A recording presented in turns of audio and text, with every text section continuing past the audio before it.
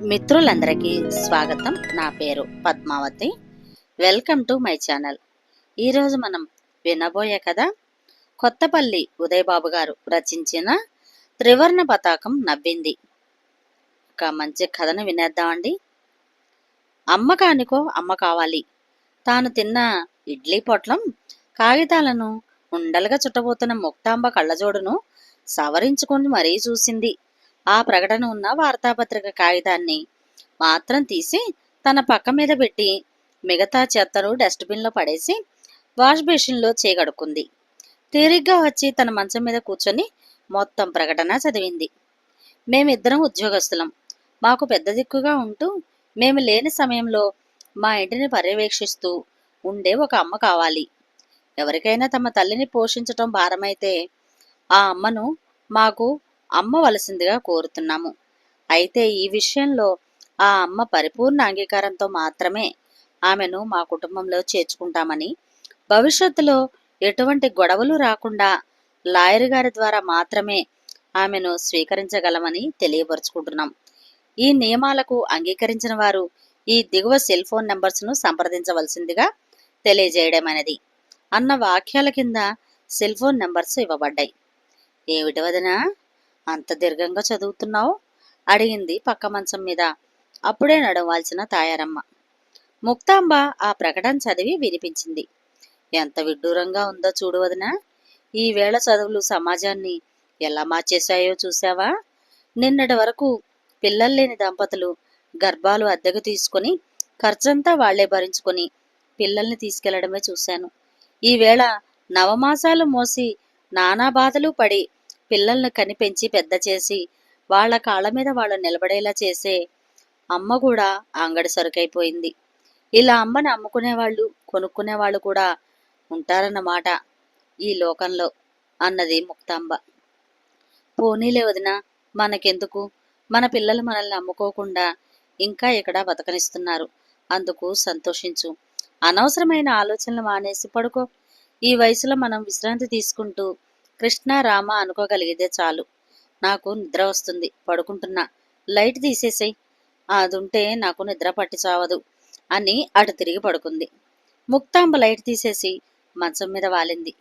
తెలుగు పండితురాలిగా జిల్లా పరిషత్తు ఉన్నత పాఠశాలలో పనిచేసి రిటైర్ అయిన తాను అటు నడివయసులో భర్తను పోగొట్టుకొని ఇటు బిడ్డలు లేక తమ్ముడి కూతుర్ని పెంచి పెద్ద చేసి చదువు చెప్పించింది. పెళ్లి చేస్తే అల్లుడితో కలిసి తనకు సరైన తిండి పెట్టక తన ఉద్యోగ విరమణ అనంతరం వచ్చిన లక్షలన్నీ తీసేసుకొని తనను హత్య చేయడానికి పథకం రచించినట్టు తెలియగానే తానే ఆధారాలతో సహా పోలీసులను ఆశ్రయించినప్పుడు వాళ్ళు తనని ఈ వృద్ధాశ్రమంలో చేర్పించి అప్పుడప్పుడు పర్యవేక్షించటం వలన ఇప్పుడు ప్రశాంతంగా బ్రతుకుతోంది. వాళ్ళు అప్పుడప్పుడు వచ్చి అమ్మా బావున్నారా అని పలకరించినప్పుడు తన హృదయం మాతృ ప్రేమతో పొంగిపోతుంది. మీరే లేకుంటే ఈ అమ్మే ఉండేది కాదు బాబు అని తాను సమాధానం వచ్చేది. భార్య అనే జీవిత భాగస్వామి రాగానే ఈ కుర్రాళ్ళు ఎందుకు తమ తల్లిదండ్రులను అలక్ష్యం చేస్తున్నారో అర్థం కాదు.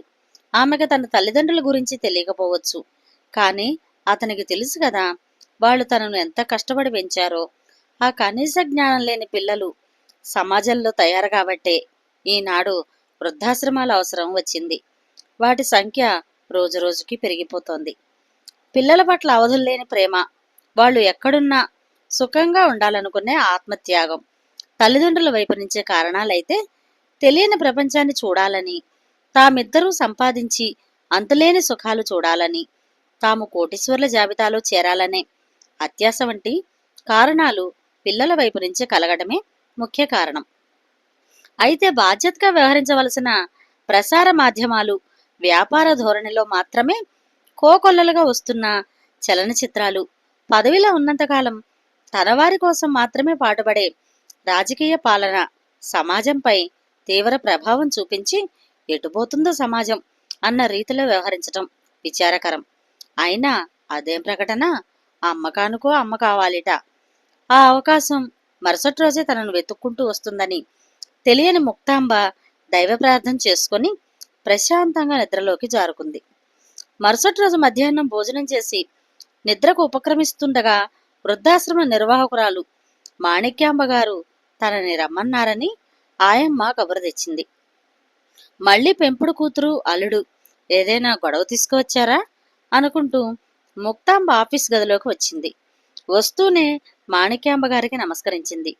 ఆమె ప్రతి నమస్కారం చేసి ముక్తాంబను కూర్చోమని కుర్చీ చూపించారు.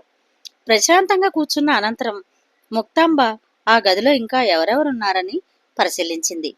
అమ్మా, బావున్నారా? నేను రాజారాంని. తనను గుర్తు చేశాడు ఎస్ఐ. బాగున్నాను బాబు. మీ ఆరోగ్యం ఎలా ఉంటోంది? బాగానే ఉంది బాబు, మీ దయ వల్ల, అమ్మగారి కరుణ వల్ల అన్నది ముక్యాంబ మాణిక్యాంబ గారిని చూపిస్తూ. నాదేముందమ్మా, మీ నెలవారీ ఖర్చులకు ప్రతి నెల మీ పింఛన్ల నుంచి మీరే ఆశ్రమానికి కట్టుకుంటున్నారు. మీ మందులు మీరే కొనుక్కుంటున్నారు. మీరిక్కడ సంతోషంగా ఉంటున్నారా లేదా అన్న పర్యవేక్షణే మాది. ఇకపోతే మిమ్మల్ని వాళ్ళ కోరిక మీద ఒక మాట అడుగుదామని పిలిపించాను అన్నారామె నవ్వుతూ. సుమారు 30 సంవత్సరాల లోపు యువజంటను చూపిస్తూ వారు ముక్తాంబకు నమస్కారం చేశారు. ముక్తాంబ ప్రతి నమస్కారం చేసింది. సబ్ ఇన్స్పెక్టర్ అన్నాడు, ఈ దంపతులు 3 రోజుల క్రితం ఒక పత్రికా ప్రకటన ఇచ్చారు మేడం, అమ్మకానికో అమ్మ కావాలి అని. ఆ రోజు నుంచే వీరికి సుమారు నిన్నటి వరకు 18 మంది తమ అమ్మను అమ్ముతామని ఫోన్ చేశారట. కొందరు లక్షలు డిమాండ్ చేస్తే, కొందరు నెల 20,000 వరకు తక్కువ కాకుండా డబ్బు తమ అకౌంట్లో జమ చెయ్యాలని అన్నారట. చుట్టాలు బంధువులు ఆమెను చూడడానికి వస్తే అనుమతించాలట. అవసరమైతే 2-3 రోజులు ఉంచుకోవాలట. ఈ లావాదేవీలన్నీ భరించలేక ఏ బాధరబందీ లేని ఒక అమ్మ దొరికితే చాలని ఉదయం మన స్టేషన్కి వచ్చారు. నాకు మీరు గుర్తుకు వచ్చారు. మీ అమ్మాయి అల్లుడు మీ జోలికి రారు.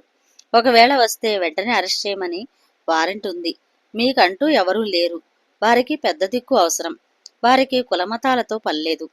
మీరు చదువుకున్నవారు. మిమ్మల్ని సర్వ విధాలా చూసుకుంటారు.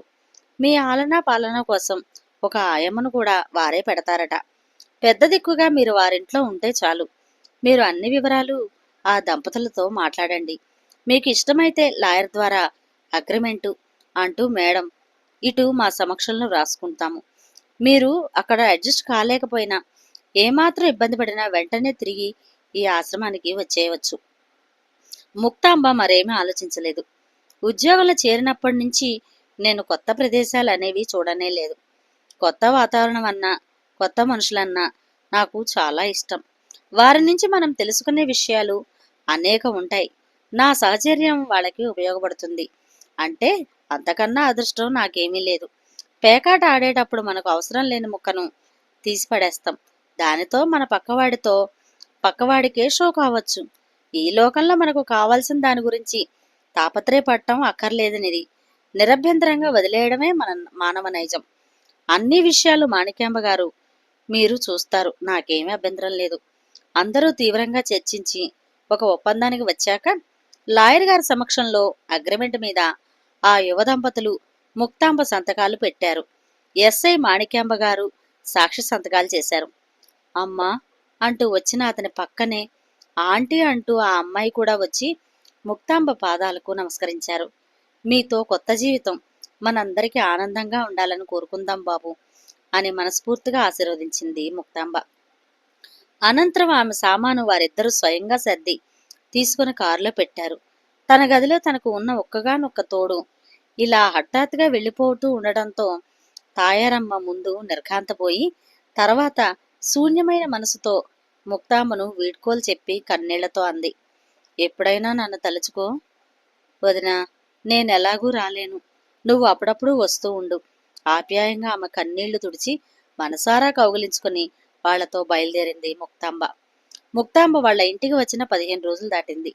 అందమైన విశాలమైన డూప్లెక్స్ హౌస్లో గ్రౌండ్ ఫ్లోర్లో దేవుడి గది పక్కన ఆమెకు గది ఏర్పాటు చేశారు ఆ దంపతులు. వాళ్ళు పైన ఉంటారు. ఇద్దరు సాఫ్ట్వేర్ ఉద్యోగస్తులే. ఉదయం లేస్తూనే అతను జాగింగ్కి వెళ్తాడు. ఆమె లేచి పూజ చేస్తుంది. వచ్చాక అతను స్నానం చేసి పేపర్ చదువుతున్నాడు. ఆమెకు టిఫిన్ తయారు చేయడంలోనూ వంటలోనూ సాయం చేస్తాడు. నేను చేస్తాను బాబు అని ముక్తాంబ అంటే, ప్రతి పండుగ రోజున మీదే అవకాశం అమ్మా అనేశారు ఇద్దరు. ఆమె కోసం ఒక ప్రత్యేక ఆయాను పెట్టారు.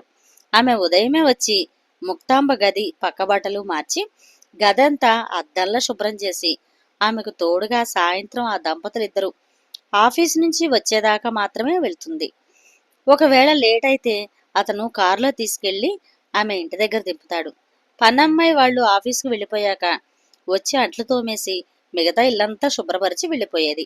ఇదంతా ఆయమ్మ పర్యవేక్షణలోనే జరుగుతుంది. సాయంత్రం ఆ దంపతులు వచ్చాక ఒకరోజు గుడికి, ఒకరోజు పార్కుకు, ఒకరోజు సినిమాకు, ఒకరోజు రవీంద్ర భారతిలో సంగీత సాహిత్య కార్యక్రమాలకి తీసుకువెళ్లారు. ఎవరికి ఆ కార్యక్రమం నచ్చకపోయినా ఇంటికి వచ్చేస్తారు. ఒకవేళ వాళ్ళు రావడం లేట్ అయితే ఆ రోజు మాత్రమే భక్తి శ్రీ వెంకటేశ్వర భక్తి ఛానల్ కార్యక్రమాలు చూస్తూ ఉంటుంది ముక్తాంబ. టీవీ సీరియల్స్ చూడవచ్చు కదా అమ్మా, ఆఫీస్ నుంచి అప్పుడే వచ్చిన అతను అడిగాడు. వద్దు నాన్న, అవి చూస్తే కలిసి ఉందాం అనుకొని అగ్రిమెంట్ పత్రాలు కూడా రాసుకున్న మనం ఖచ్చితంగా విడిపోతాం. ముక్తాంబ మాటలకు అతని కళ్ళు ఎందుకో చెమర్చాయి. బాబు, నిన్ను బాధ పెట్టానా నాన్న అన్నది ఆమె ఆతృతతో అతని దగ్గరగా వచ్చి. లేదమ్మా లేదు అంటూ ఆమెను రెండు జబ్బులు పట్టుకొని సోఫాలో కూర్చోబెట్టి అతని నేల మీద కూర్చుంటూ, అమ్మా, ఒక్క 10 నిమిషాలు మీ ఒళ్ళో తల పెట్టుకొని పడుకోవచ్చా అమ్మా అని అడిగాడు. బాబు, ఎంత మాటరా, రానా అన్నారా? ముక్తాంబకు మాతృహృదయంలో నిగూఢమైన ప్రేమ ఒక్కసారిగా పొంగుకు వచ్చింది. అతను ఆమె ఒడిలో తల పెట్టుకుని కళ్ళు మూసుకున్నాడు. బట్టలు మార్చుకుని వచ్చిన ఆమె అతని పక్కన కూర్చుని తల నిమురుతూ అంది. పాపం, ఆఫీసు రాజకీయాలతో ఈ మధ్య చాలా బాధపడుతున్నారాంటీ. కష్టపడి పనిచేస్తున్నా కూడా తోటివాడు ఓర్వలేకపోతున్నాడు. పైరువీలు చేసి పై అధికారుల చేత తిట్టించటం నేర్చుకుంటున్నారు. కొందరైతే నువ్వొక్కడివేనా పనిచేసే పోటుగాడివి అని కొందరు ముఖం మీదనే అంటున్నారట. నేనైతే అక్కడే సమాధానం చెప్పేశాను. ఊరుకోను గాని ఈయన చిన్న బాధను కూడా తట్టుకోలేరు పాపం అన్నది అతనిని జుట్టులోకి వేళ్లు సున్నితంగా పోనిచ్చి తల నిమురుతూ. పోనీలేమ్మా, ఏ కర్రని నిప్పు ఉంటే ఆ కర్రే కాలుతుంది. మనం నిర్వర్తించే ధర్మంలో లోపం ఉండకూడదు అన్నది అతని వీపు మీద రాస్తూ. 10 నిమిషాల తర్వాత అతను అరగంట అలాగే ఉండిపోయాడు. ముక్తాంబకు కాళ్ళు తిమ్మిర్లెక్కుతాయేమో అని ఆమె అతన్ని మెల్లగా లేపింది. అతను మెల్లగా కళ్ళు తెరిచి, అమ్మ ఒడిలో ఉంటే ఈ హాయిని దూరం చేసుకోలేని వాళ్ళు చాలా దౌర్భాగ్యులమ్మా అని నెమ్మదిగా లేచి తన గదిలోకి వెళ్ళిపోయాడు ఆమె చేయి పట్టుకొని. ప్రతిరోజు ఉదయం సరిగ్గా 5 గంటలకు ప్రశాంత వాతావరణంలో అల్లాహో అక్బర్ అని వినిపించే మసీదులోని ఆ ప్రార్థన ముక్తాంబకు చాలా ఇష్టం. అలాగే ప్రతి ఆదివారం ఉదయం 9 గంటల నుంచి మధ్యాహ్నం 1 గంట వరకు దగ్గరున్న చర్చిలోంచి వినిపించే మధుర భక్తి గీతాలు, ఫాదర్ సందేశం కూడాను. ఒకరోజు అడిగింది అతన్ని, నాన్న, రూపాలు ఎన్నైనా భగవంతుడు ఒక్కడే. ఒక్కసారి మసీదులో ప్రార్థన్ని, చర్చిలో జరిగే నమాజుని కళ్ళారా చూడాలని ఉందయ్యా. ఆ ఆదివారమే ఆ దంపతులు చర్చిలో ప్రార్థనా కార్యక్రమానికి ఆమెను తీసుకువెళ్లారు.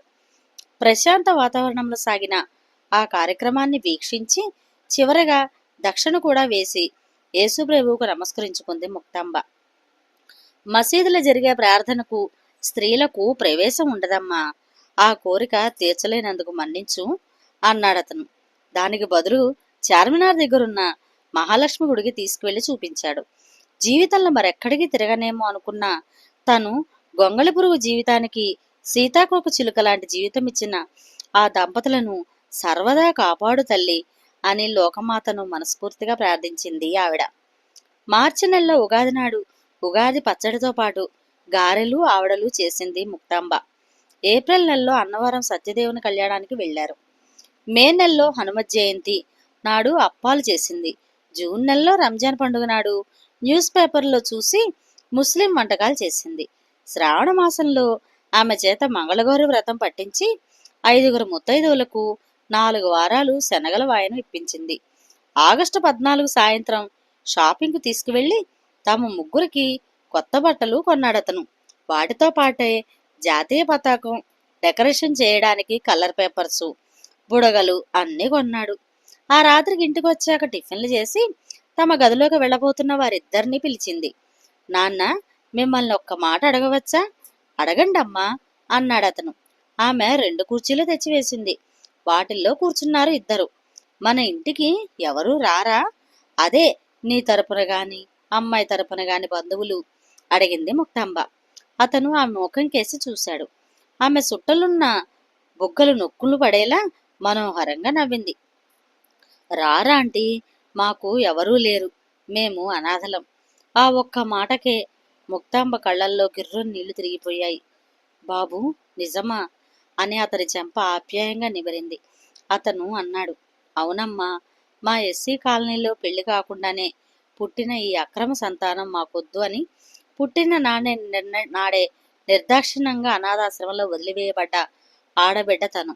అదే ఆశ్రమంలో అంతకు 2 ఏళ్ల ముందు ప్రేమించానని చెప్పి అనుభవించి గర్భవతిని అయిన నన్ను పెళ్లి చేసుకోమంటే తన 4 స్నేహితుల చేత రేప్ చేయించి నీ దిక్కున్న చోట చెప్పుకో, ఎవరూ కాపాడకపోతే అల్లాకు మొరపెట్టుకో అని నా కులపవాడే నన్ను జీవోత్సవాన్ని చేశాడు అని అనాథాశ్రమంలో చేరి పురుడొచ్చాక వాతం కమ్మి మరణిస్తూ నా బిడ్డకు మీరే దిక్కు అని పైలోకాలకు వెళ్ళిపోయిన తల్లికి పుట్టిన అనాథం నేను. అక్కడ ఎంతో మంది పిల్లలున్నా తనతో నాకు బాగా స్నేహం కుదిరింది. స్కూల్లో చేరాక పోటీపడి మరీ చదివేవాళ్ళం. 10వ తరగతిలో ప్రతిభా అవార్డులు వచ్చిన మాకు బహుమతి ప్రదానం చేయడానికి వచ్చిన ఒక ఆయన ఎంతవరకు చదువుకుంటే అంతవరకు చదువుతానని, ఖర్చంతా భరిస్తానని చదివించారు. ఆయన మాటలు నిలబెట్టుకుంటూ మేమిద్దరం ఐఐటీలో సీటు సాధించాం. చదువు పూర్తి అవ్వకుండానే మాకు క్యాంపస్ సెలక్షన్స్ వచ్చింది. తాను చేసిన దాతృత్వానికి తగిన ఫలితం లభించిందని ఎంతో సంతోషపడిన ఆ మహానుభావుడు అన్ని విధాలా ఒకరికొకరు పరిపూర్ణంగా అర్థం చేసుకున్న మీరు వివాహం ఎందుకు చేసుకోకూడదు అని ప్రశ్నించారు. ఆయన సమక్షంలోనే మేము పెరిగిన అనాథాశ్రమంలోనే మా పెళ్లి జరిగిపోయింది. మా దురదృష్టం, పెళ్ళైన నెలలోనే ఆయన క్యాన్సర్తో కన్నుమూశారు. 5 ఏళ్లుగా సంపాదిస్తున్న మాకు లేనిది అమ్మ ప్రేమ ఒక్కటే. అందుకే ఆ ప్రకటన ఇచ్చాము. మిమ్మల్ని అమ్మగా పొందాము. ఈ కథంతా ఆ రోజే చెబుదామని అనుకున్నాం. కానీ మీరు వెంటనే మరే ఆలోచన లేకుండా మాతో రావడానికి ఇష్టపడటంతో ఆ మాటే మర్చిపోయాం. ఇదమ్మ మా కథ. మీరు ఇక్కడి దాకా వచ్చాక మేము జీవితంలో పొందలేమనుకున్నాం తల్లి ప్రేమను 6 నెలలుగా పొందుతున్నామన్న సంతృప్తితో ఎంతో ఆనందంగా ఉన్నామమ్మా అన్నాడతను ముక్తాంబ చేతులు పట్టుకొని. ముక్తాంబ తల్లి మనసు పులకరించిపోయింది. నోట మాట రాక ఆమె హృదయం మూగబోయింది. బాబు, అమ్మా, ఇది ఏ జన్మ బంధంరా అని మాత్రం అనగలిగింది. ఆ రాత్రికి ఆమె హాయిగా నిద్రపోయింది. 5 గంటలకే లేచి స్నానం చేసి గదిలో నుంచి బయటకు వచ్చిన ముక్తాంబ ఆశ్చర్యపోయింది. ఇల్లంతా రంగురంగుల పేపర్ కటింగ్స్తో బుడగలతో అలంకరించబడి ఉంది. అందమైన రంగవల్లులతో ఆవరణంతా కళకళలాడిపోతోంది. ఆయమ్మ కూడా రావడంతో ముక్తాంబ కిచెన్లో పనిలో పడింది. సరిగ్గా 10 నిమిషాలు తక్కువ 7కి, అమ్మా రండి, ఆయా నువ్వు కూడా రా అని ముక్తాంబ భుజాలు పట్టి వీధిలోకి తీసుకువచ్చాడు అతను. అప్పటికే ఆయా చేతిలో పువ్వులున్న పళ్ళెంతో వాకిల్లో సిద్ధంగా ఉంది. మెట్ల పక్కనున్న జాగాలో మీరు చేసే పతాక ఆవిష్కరణకు నేను సిద్ధం అన్నట్లుగా ఒక ఇనుప కమ్మీకి పైన ముడుచుకున్న జాతీయ పతాకం కనిపించింది. సరిగ్గా 7 గంటలకు ముక్తాంబ చేత పతాకావిష్కరణ చేయించాడు అతను. సర్వీసులో ఉండగా కూడా పొందని అదృష్టం. జాతీయ గీతం ఆలపించి సెల్యూట్ చేశారు అందరూ. అక్కడ కుర్చీలో ఉన్న జాతీయ నాయకుల పటాల ముందు పూలు చల్లారు. ఆమె అందించిన కల్లాకండ్ వారిద్దరి నోటికి అందిస్తూ, మంచి శుభవార్త, తొందరలో చెప్పాలి నాన్న అంది ముక్తాంబ నవ్వుతూ. ఎప్పుడో ఎందుకమ్మా, ఇప్పుడే వినండి. మీరు వచ్చిన వేళ విశేషం. మీ కోడలికి ఇప్పుడు 3వ నెల. నవ్వుతూ ఆమె బుగ్గలు చదివిన ముక్తాంబతో పాటు ఎక్కడెక్కడో పుట్టి ఒకరు బతుకుతున్న వారిని చూసి జాతీయ పతాకం నవ్వుతూ ఎగరసాగింది. ఎలా ఉంది మిత్రులు? ఈ కథ కనుక మీకు నచ్చినట్లయితే షేర్ చేసి, లైక్ చేసి, సబ్స్క్రైబ్ చేసి నన్ను ఎంకరేజ్ చేయండి. మరొక మంచి కథలో మళ్ళీ కలుస్తాను. Thank you. నమస్తే.